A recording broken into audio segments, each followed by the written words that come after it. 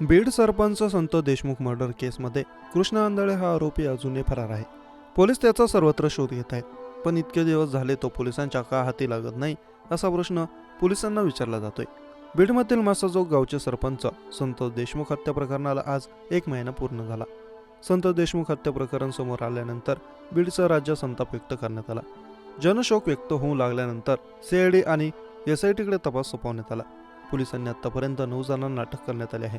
तर कृष्ण आंधळे हा आरोपी अजूनही फरार आहे. पोलीस त्याचा सर्वत्र शोध घेत आहेत. पण इतके दिवस तो पोलिसांच्या का हाती लागत नाही असा प्रश्न विचारला जातोय. गेल्या काही दिवसांपासून पोलीस कृष्ण आंधळेच्या मागावर आहेत. मासाजोगचे सरपंच संत देशमुखांच्या हत्या प्रकरणातील तो एक प्रमुख आरोपी आहे. 9 डिसेंबरला संत देशमुखांची निर्गुणपणे हत्या करण्यात आली. तेव्हापासून कृष्ण आंधळे फरार आहे. पण तो सतत पोलिसांना गुंगारा देतोय.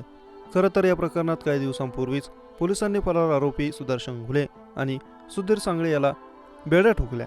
बीड पोलिसांच्या विशेष पथकानं पुण्यातून या दोघांना जेरबंद केलं. पण कृष्ण आंधळे काही त्यांच्या हाती लागला नाही. तो थोडक्यात पोलिसांना चक्क देऊन पसार झाला. त्याच्या शोधासाठी पोलिसांनी जंग पछाडले. कर्नाटकासह दुसऱ्या राज्यात त्याचा शोध सुरू आहे. संत देशमुखांच्या हत्येनंतर मुख्य आरोपी सुदर्शन घुले, सुधीर सांगळे आणि कृष्ण आंधळे हे त्रिकूट रेल्वेने गुजरातला गेलं. तिथे ते एका शिवमंदिरात त्यांनी आसरा घेतला. जवळपास 15 दिवस त्यांनी त्या मंदिरात काढले. पण परराज्यात लपून राहायचं तर त्यासाठी त्यांना पैशांची गरज होती.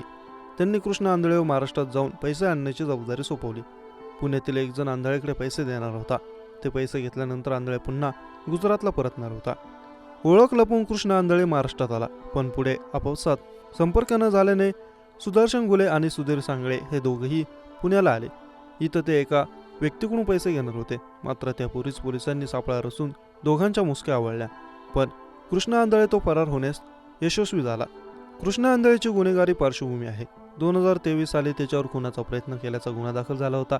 पण गुन्हा दाखल झाल्यानंतरही अटक झाली नव्हती. केज, आंबेजोगाई आणि धारूर परिसरात त्याच्यावर 6 गंभीर गुन्हे दाखल आहेत. यामध्ये हाणामारी, खंडणी, खुनाचे गुन्हे अशा विविध गुन्ह्यांचा समावेश आहे. आता संत देशमुख हत्या प्रकरणी पोलीस त्याच्या मागावर आहेत.